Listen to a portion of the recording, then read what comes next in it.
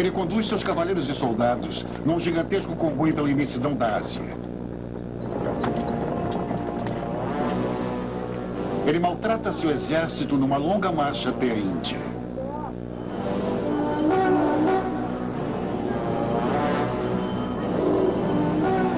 Onde ele arma acampamento, rege total obediência nos desertos egípcios, nas estepes do Cáucaso, nas planícies da Mesopotâmia e nos planaltos do Afeganistão. Quem é este homem que, como ninguém antes conhecido, tem o ímpeto de conquistar povos e países e apoderar-se de imensas riquezas?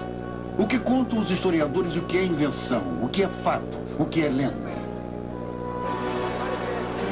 Em apenas 11 anos, ele forma o maior império já visto. No auge do poder, ele morre com apenas 33 anos, porém continua vivo até hoje. Amado e odiado pelos povos, respeitado e desprezado pela posteridade, obcecado pela loucura de dominar o mundo, Alexandre, o Grande.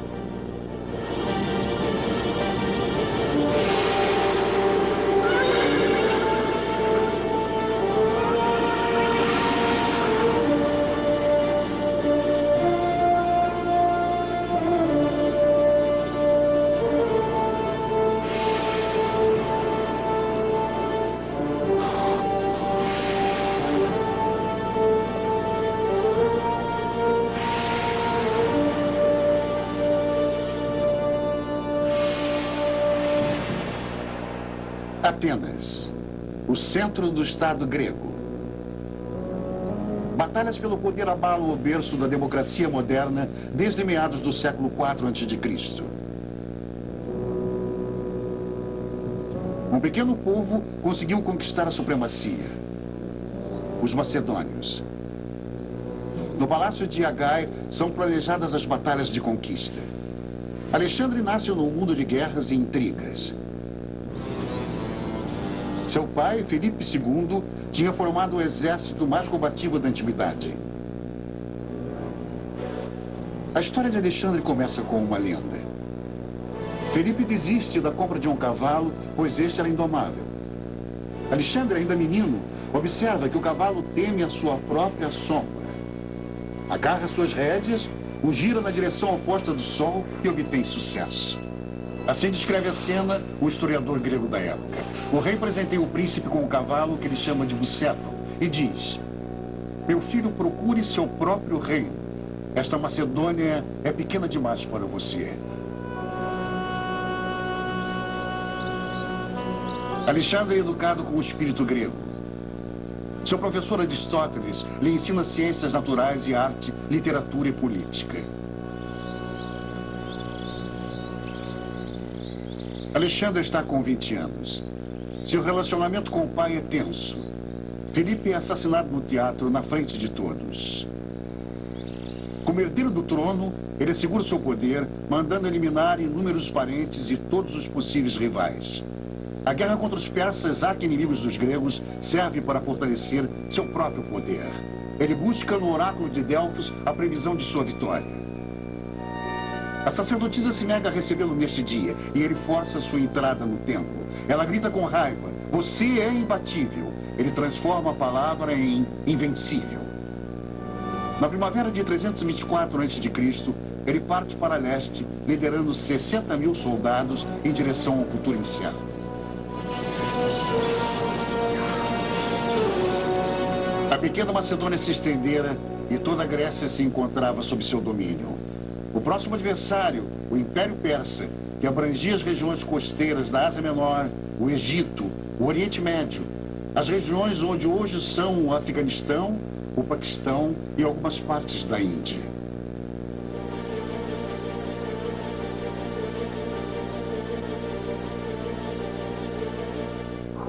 Com a lança, ele toma posse de Troia. E com a espada, ele divide o nó górdio. O nó górdio unia de maneira insolúvel o jugo do varal da carruagem real de Górdio. O oráculo prometia àquele que conseguisse desfazer o nó de Górdio o poder sobre toda a Ásia.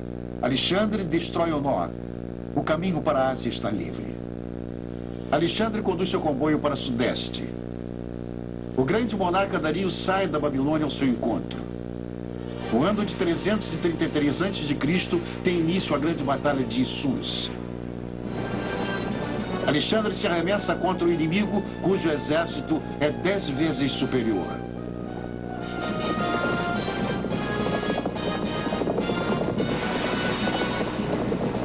Dario quer esmagar o verme, como ele havia apelidado Alexandre. Alexandre consegue avançar até a carruagem real persa. Seu espírito de luta e sua estratégia vencem o pesado mecanismo bélico dos persas. Dario é derrotado e foge. A vitória de Alexandre é proclamada. Alexandre, porém, ainda não atingira o seu objetivo. Dario não desistira. Ele forma novas tropas no interior, enquanto Alexandre se dirige para o sul, para o Egito. O reino dos faraós se encontra sob jugo persa. Alexandre se aproveita desta situação e chega como libertador e não como conquistador.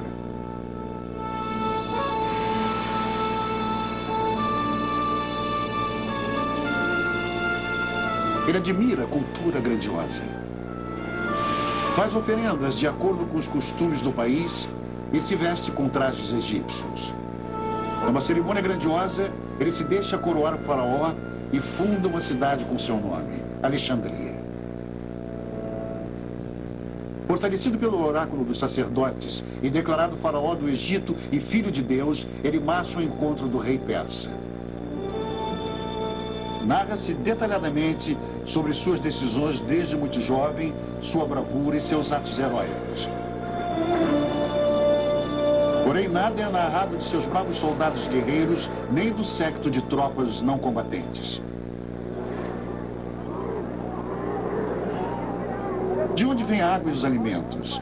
As roupas e os utensílios dos acampamentos? Como é possível manter milhares de pessoas e animais vivos nos longos trechos de marcha pelo deserto? 4.000 animais de carga realizam o transporte. Camelos são os mais indicados, pois são resistentes, podendo ficar até 10 dias sem água. Diariamente são necessários 80.000 quilos de cereais para suprir as necessidades de homens e animais. Comandos de batedores escolhem os locais para os acampamentos. O comboio de Alexandre é uma cidade itinerante. Fazem parte dela administradores de abastecimento, tratadores de animais, escravos, artesãos, escribas, cozinheiros, saltimbancos, vendedores, cabeleireiros, cirurgiões e até dentistas. Na época de Alexandre, já se utilizava nos pacientes dentes postiços esculpidos em ossos de animais. Os ferreiros deviam ser capazes de fabricar armas em qualquer lugar. Antes de cada batalha, as espadas eram afiadas.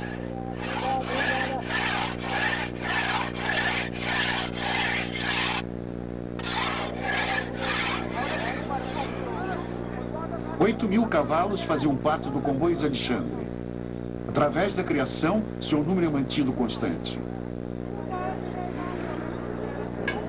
Aproximadamente 200 ferreiros estão a serviço do exército.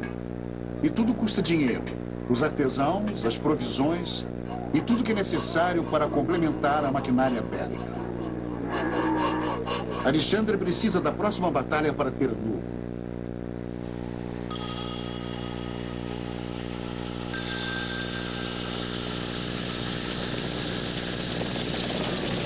Ele realinha suas tropas e parte para leste. Seu destino é a Mesopotâmia e o exército do rei persa. Segundo a lenda, se Alexandre vencesse, conseguiria a imunidade real. Ao amanhecer do dia 1º de outubro de 331 a.C., teve início a terrível carnificina que entrou para a história como a Batalha de Galgamela. Dario estava em vantagem, pois mandou nivelar as planícies para dar maior agilidade a seus carros de combate. Mas como na batalha anterior, ele é tomado de pânico e foge. E como se a história se repetisse, Alexandre sai vitorioso sem ter propriamente vencido. As maiores vitórias de Alexandre são vitórias presenteadas. Ele é proclamado rei da Ásia por seu exército. Dario acredita que enquanto ele viver, a Pérsia não poderá ser destruída. Porém, o exército persa, apesar de muito mais numeroso, teme a tática de Alexandre, a abordagem oblíqua e as longas lanças, armas macedônicas que não permitiam a aproximação do inimigo para a luta. Já o rei Filipe, pai de Alexandre, devia sua supremacia a estas armas prodigiosas. No campo de batalha de Galgamela, Alexandre parte para o sul. Seu objetivo é a rica Babilônia, da qual hoje não resta mais nada. Uma reconstrução nos deixa apenas adivinhar a grandiosidade da Torre de Babel. Os gregos admiram a maior cidade do Oriente Médio. Em marcha triunfante, Alexandre entra na cidade.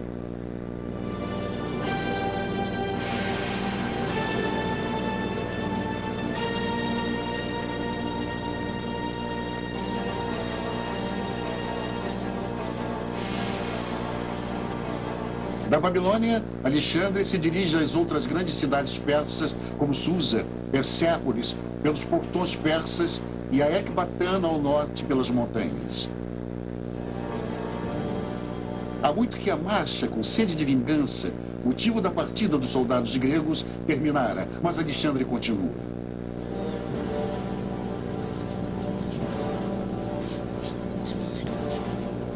Segundo descrições, Alexandre era baixo e sempre inclinava a cabeça por causa de uma doença dos olhos. Obcecado pela ideia de apoderar-se de terras desconhecidas ao leste, ele continua sem descanso, como se não houvesse retorno.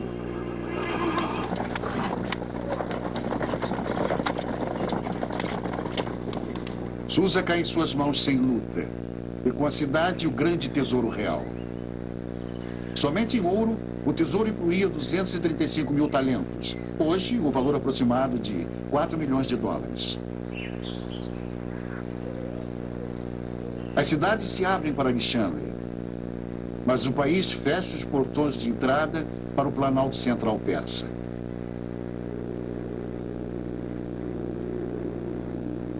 Com grandes perdas, Alexandre consegue conquistar Persépolis e a majestosa residência de Dario, situada além da cordilheira. Um relevo em Persépolis mostra uma delegação de Bactria, hoje Afeganistão, a caminho de uma audiência com o monarca. Os relevos dos muros da cidade são documentos da história da antiga Pérsia. Os guardas de Dario desertam, passando para o lado de Alexandre. Ele ocupa o trono do monarca persa e assume o cerimonial da corte.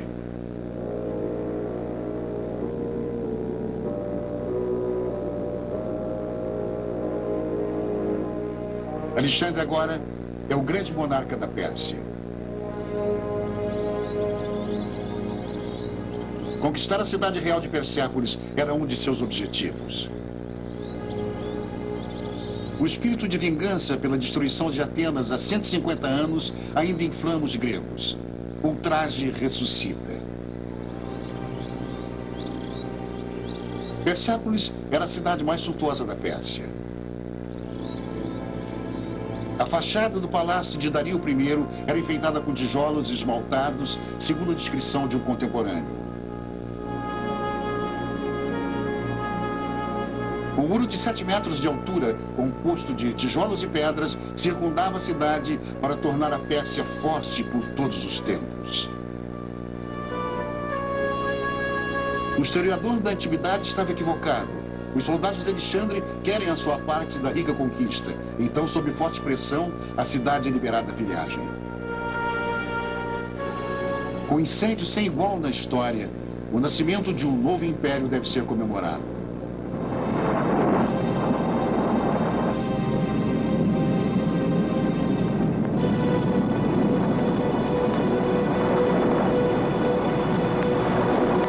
Segundo a lenda, a prostituta Thaís lhe sussurra para jogar a primeira tocha.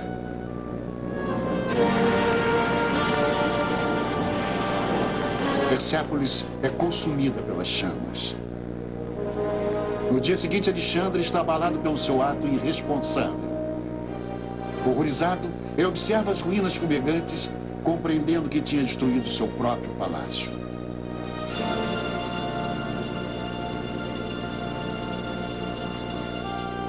Ele também toma conhecimento de que não pode reger este país gigantesco como um conquistador. Então ele se reconcilia com os persas, se veste com suas roupas e introduz costumes persas à sua corte. Agora ele não é mais o primeiro entre iguais como na sociedade nobre da Macedônia. Como soberano oriental, ele agora exige honrarias como a prosternação e a saudação submissa da mão à boca. Seus fiéis seguidores acham este costume humilhante e protestam, porém em vão. A população das regiões montanhosas no interior da Pérsia até hoje é indiferente a quem detém o poder nas longínquas metrópoles. Ela jamais conseguiu ser subjugada.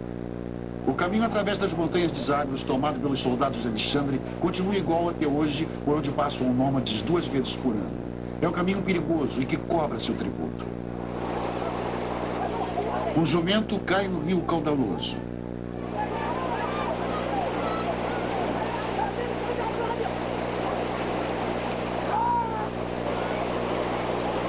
A carga pode ser salva, porém, o animal está morto.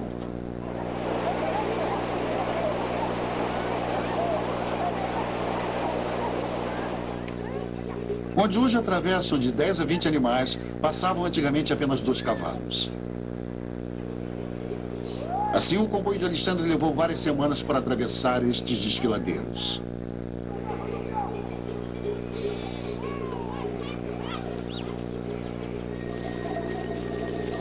Um desfiladeiro ao norte da Pérsia, perante a cidade de Ecbatana.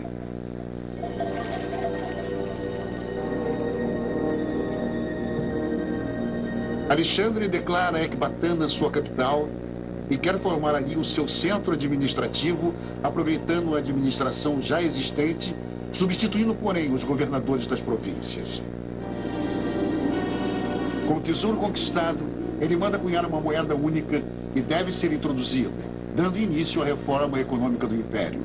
Alexandre declara que a missão grega está concluída e demite os veteranos, mas muitos não querem voltar, apesar de 5 anos em guerra. Eles se alistam como mercenários.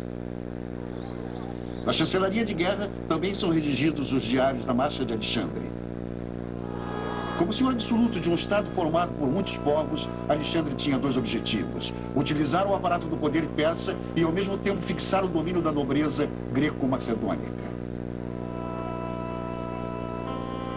Por fim, apenas 1/4 de seu exército é composto por macedônios e gregos.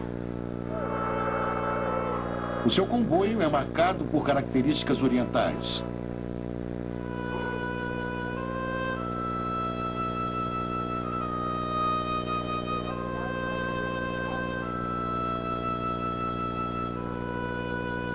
Alexandre tomou o Império Persa como exemplo, escreveu o historiador Curtius Rufus.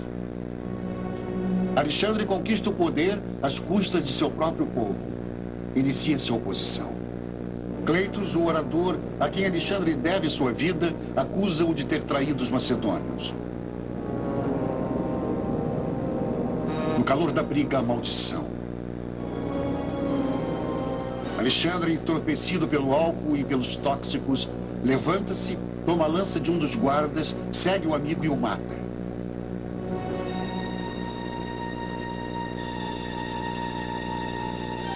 Assustado com o que acabara de fazer, é salvo no último instante antes de cometer suicídio.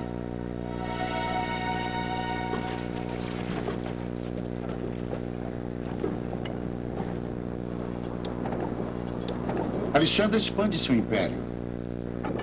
Fundar cidades faz parte de sua política. Feridos e veteranos que não podem mais lutar são estabelecidos. Guarnições são erguidas. Sistematicamente formam-se cidades administrativas, comerciais ou fronteiriças, todas com seu nome, Alexandria. Os historiadores contam 70 cidades fundadas, 24 são comprovadas até hoje.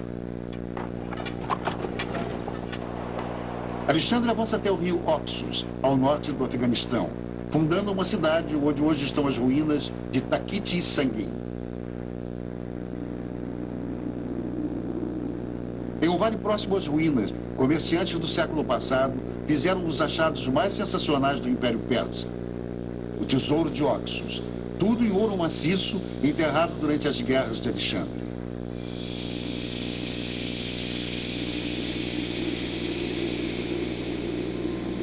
A peça mais suntuosa era uma carruagem de guerra e, como todas as outras peças, provém do templo de Takiti Sangin.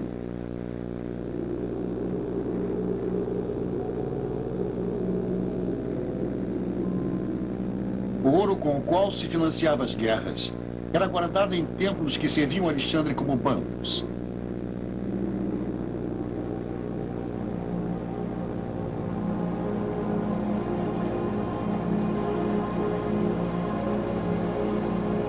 Estes depósitos estavam espalhados por todo o Império.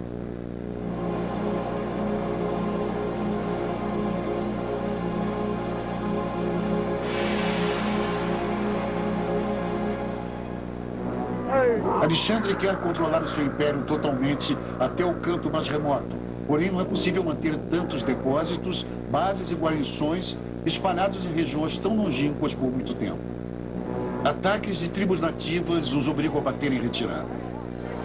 Alexandre sonha com a mistura de raças, formando um só povo. Mulheres são levadas aos acampamentos, muitas vezes à força. Alexandre estimula a mistura de seus soldados com mulheres nativas, pois ele precisa de novos soldados. Muitas crianças nascem nos acampamentos. Calcula-se que o número de crianças em seu comboio tenha chegado a 10 mil. Ele mantinha um verdadeiro mercado casamenteiro.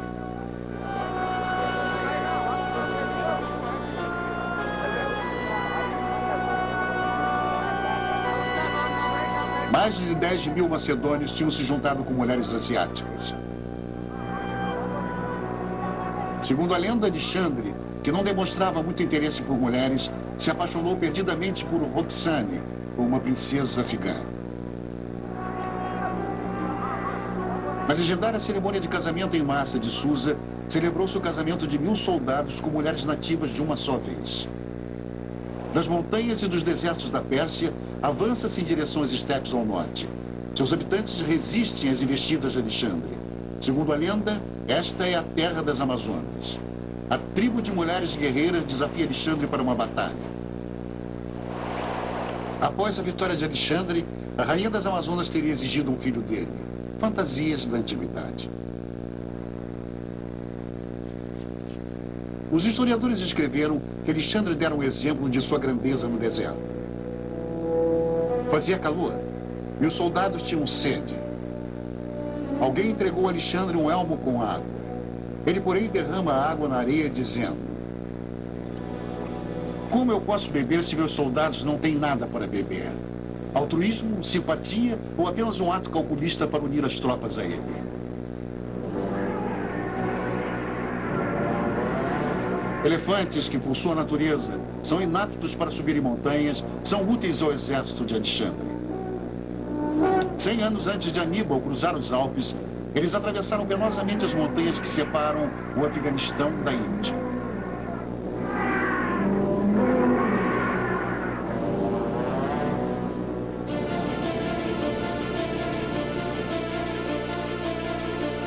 De Ecbatana, a metrópole administrativa e financeira, a marcha prossegue no Afeganistão até Samarcanda. A guerra durou 2 anos nas regiões fronteiriças. Foi fundada a cidade de Alexandria de Margiana. No ano de 327 a.C., continua-se a marcha para o norte da Índia, hoje Paquistão, atravessando as montanhas do Indo-Custão. Alexandre esperava ver o oceano do cume mais alto, de acordo com a imaginação grega, o fim do mundo.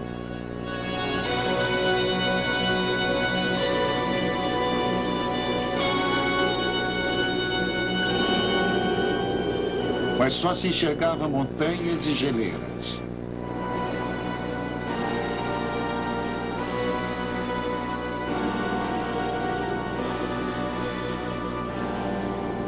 O exército começa a descer as montanhas sem nenhuma orientação geográfica.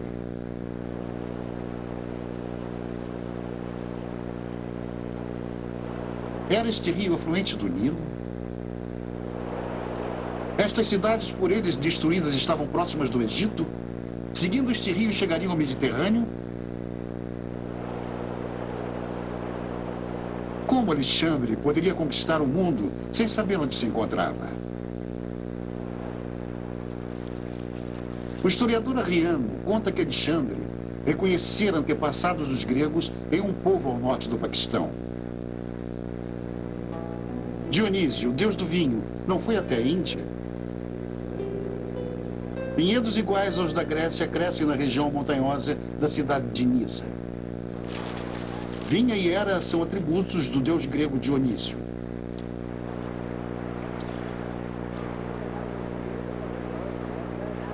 A paisagem lembra-lhe o idílio da pátria macedônica. Nas histórias narradas pelos Kalash, com o povo do Paquistão preso a antigas tradições, o comboio de Alexandre permanece vivo até hoje. Eles acreditam que os soldados greco-macedônicos sejam seus ancestrais e dos quais eles sentem muito orgulho. Já na chegada de Alexandre, eles lhe asseguram que o deus Dionísio tinha fundado suas cidades e povoados. Com música e vinho, faz-se uma festa. Alexandre ratifica o cargo do rei dos Kalash. Alexandre faz uma oferenda a Dionísio. Muitos macedônios coroam-se com Hera e se extasiam.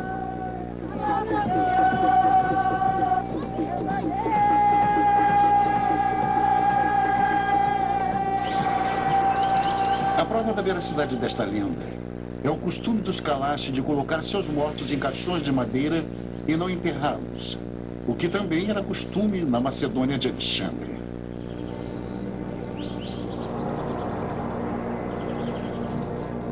Chega ao fim a primavera do ano de 327 a.C. Alexandre esquenta seu exército, enviando-o à Índia com a ordem de conquistá-la.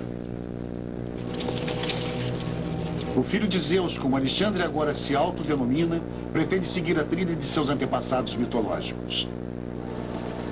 A fabulosa Índia atrai com inacreditáveis riquezas, costumes estranhos, fauna e flora desconhecidas, unicórnios, formigas gigantescas que cavam ouro, eremitas de 300 anos de idade, pessoas com cabeça de cachorro. Um mundo repleto de segredos se abre perante as tropas.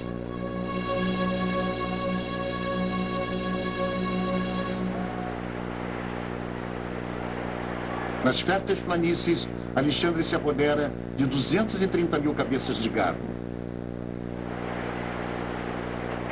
Numa ação audaciosa, ele envia os melhores exemplares à Grécia para sublimar a criação de gado na Macedônia.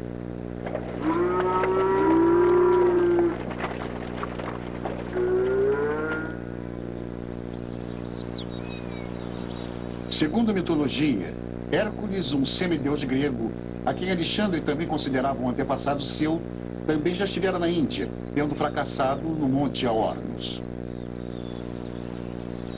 Alexandre espalha o boato de que a fortaleza neste monte, a 2.000 metros de altura, é invencível. Depois ele a toma, provando a todos sua força divina.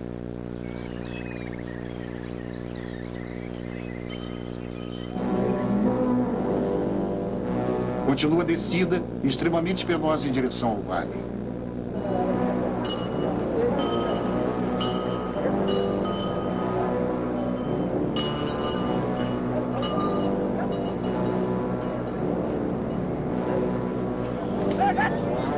Na primavera de 326 a.C., Alexandre chega ao rio Indo.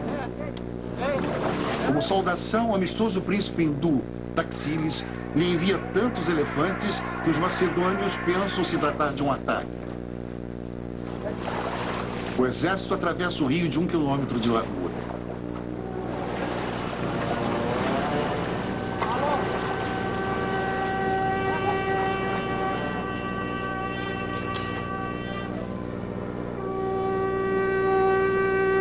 Na Índia, Alexandre descobre um povo, uma cultura e uma forma de vida que lhes são totalmente estranhas. Ele está fascinado com as pessoas que sempre estão orando e meditando, levando uma vida modesta. Taxila, ao norte do Paquistão de hoje, é o centro cultural mais importante da Índia. O príncipe Taxiles, dedicado a Alexandre, continua soberano em seu reino. As ruínas da cidade dão testemunho de sua grandeza. Os soldados de Alexandre temem as cidades. O historiador Heródoto não havia narrado coisas terríveis? Os hindus, escreveu ele, têm o seguinte costume. Quando um homem está doente, os amigos o matam e comem. Com uma mulher se faz o mesmo.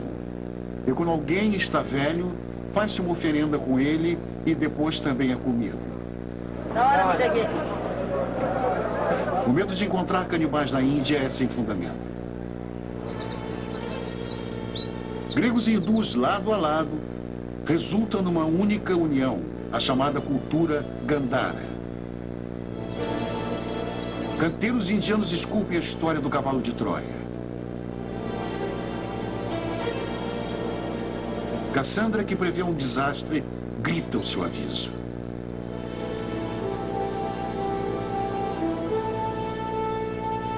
Aqui a cabeça de Alexandre em estilo budista indiano.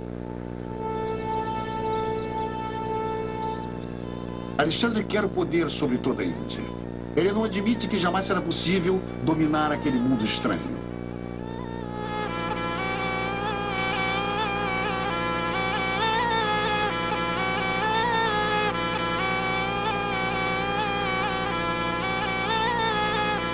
Cobras são um grande perigo. Alexandre, que conduz em seu comboio cientistas especializados em várias disciplinas, lhes ordena que pesquisem métodos de cura e soros antiofídicos. Na Índia morreram mais soldados de seu exército por picadas de cobras do que em todas as batalhas.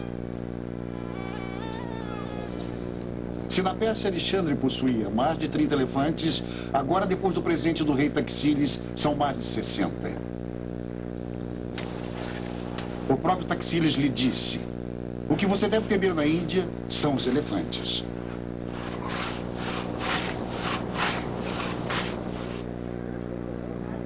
A monção, o calor e a ameaça de um inimigo superior fazem a coragem e a energia desaparecer. Homens castrados, eunucos vestidos em trajes femininos, são levados aos acampamentos. Já na infância são determinados os meninos que serão castrados.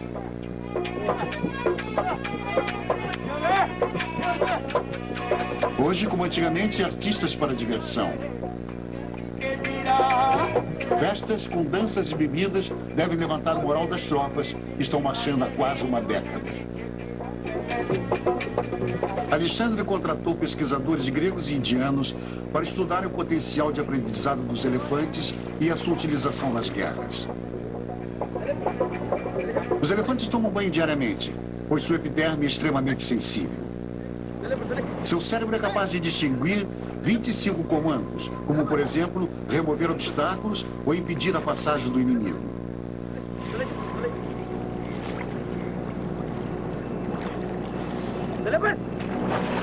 Na batalha, eles pisoteiam tudo que se encontra à sua frente.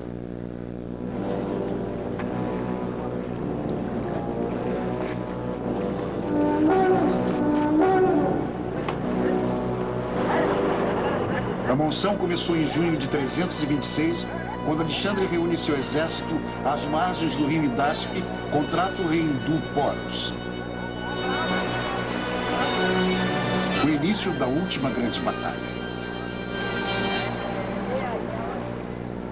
A defesa de Alexandre simula que eles ainda estão acampados de um lado do rio.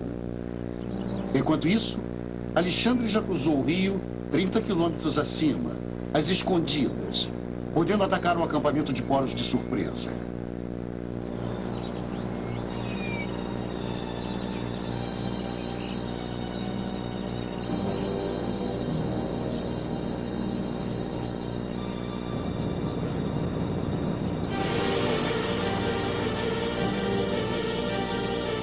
As bases móveis de Porus são auxiliadas pela infantaria. Infantaria também do lado de Alexandre. Foi a Batalha dos Elefantes.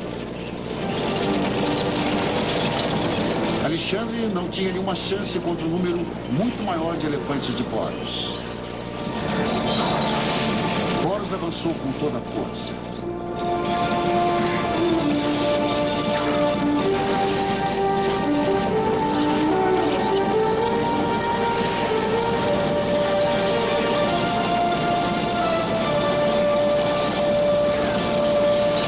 Alexandre utiliza a cavalaria e inicia-se o momento decisivo.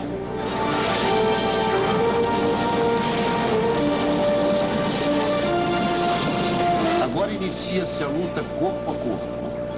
Horus luta sobre seu elefante e é ferido mortalmente. E assim a batalha foi decidida.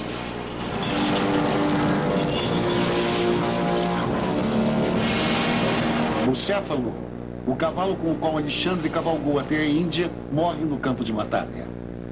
Neste local, Alexandre funda, em sua honra, a cidade de Bucéfala.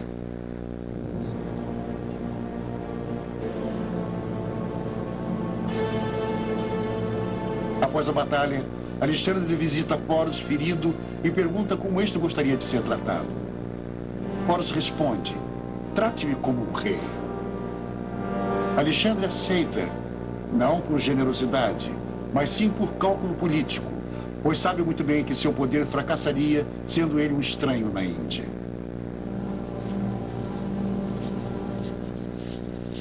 Alexandre continua a avançar para o leste, sem entender que sua aventura já perdeu sentido. Os macedônios perdem a coragem, vendo Alexandre ultrapassar a fadiga e os perigos. Muitos resignam-se. Uma delegação é enviada a Alexandre para declarar que os soldados se negam a seguir com seu rei. Alexandre defende seu plano num discurso inflamado, porém sem sucesso. Ele passa 3 dias e 3 noites calado e recluso em sua tenda, com a sensação de ter sido traído pelas próprias tropas pouco antes de atingir seu objetivo. No 4º dia, ele diz que um oráculo o aconselhar a retirada. A notícia se espalha rapidamente. Ninguém se atreve a acreditar que após 11 anos a guerra tenha realmente terminado. Armadores fenícios são trazidos para construir uma frota de 1000 navios. Sobre as águas ou pelas margens, se inicia a descida para o sul pelo vale do rio Indo. Na foz de 2 rios, acontece um acidente com a barca real que vira nas corredeiras. Alexandre se salva, nadando para a margem. A marcha de guerra continua com extrema brutalidade. Alexandre vence a tribo dos Malas, mas não consegue conquistar sua capital. Aqui nenhum rei se joga a seus pés. A vitória tem que ser conquistada com muito sangue. Alexandre ordena a colocação de uma escada no muro da fortaleza. Ainda no comando, ele sobe impetuosamente. Com o peso dos outros soldados, a escada quebra e Alexandre pula para dentro da fortaleza. Cercado por inimigos, ele é atingido no peito por uma flecha. Seus soldados o salvam no último minuto. Alexandre, gravemente ferido, é levado para um local seguro. Logo, ele ordena o prosseguimento da marcha. Em 1 semana, ele já está cavalgando. Ele vai conquistando as cidades do sul do Vale do Rio Indo. Sob a pressão do inimigo, a antiga coragem volta a inflamar seus soldados. Agora, porém, com uma nota de desespero. Para que as conquistas? Por que Alexandre permitiu a morte de 7.000 pessoas para conquistar a cidade de Santana? Para que a destruição de uma grandiosa cultura e uma região impossível de manter? Alexandre organiza sua retirada.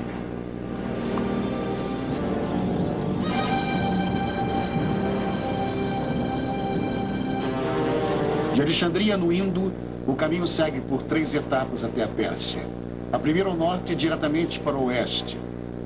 A segunda passa pela cidade de Patala até a foz do Indo, depois atravessando o deserto.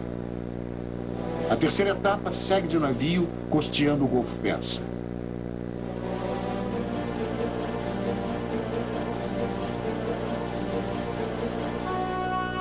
Alexandre levanta-se para o último grande golpe. Porém, acaba sendo um golpe contra seu próprio poder.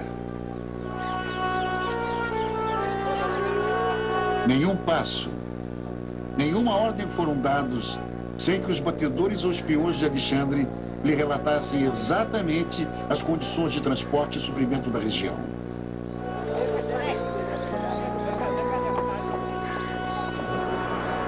Mas agora ele ordena a marcha pelo deserto, sabendo que é uma marcha para a morte. A punição de Alexandre.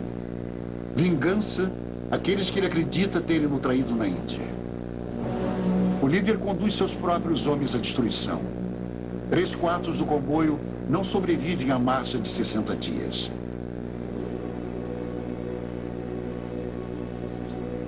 De volta à Pérsia, Alexandre organiza seu reino, forma novas tropas, divide o poder entre vencedores e vencidos. Ele morre de repente na Babilônia, de uma picada de mosquito, malária. Ainda no seu leito de morte, ele planeja a conquista da Arábia e da África.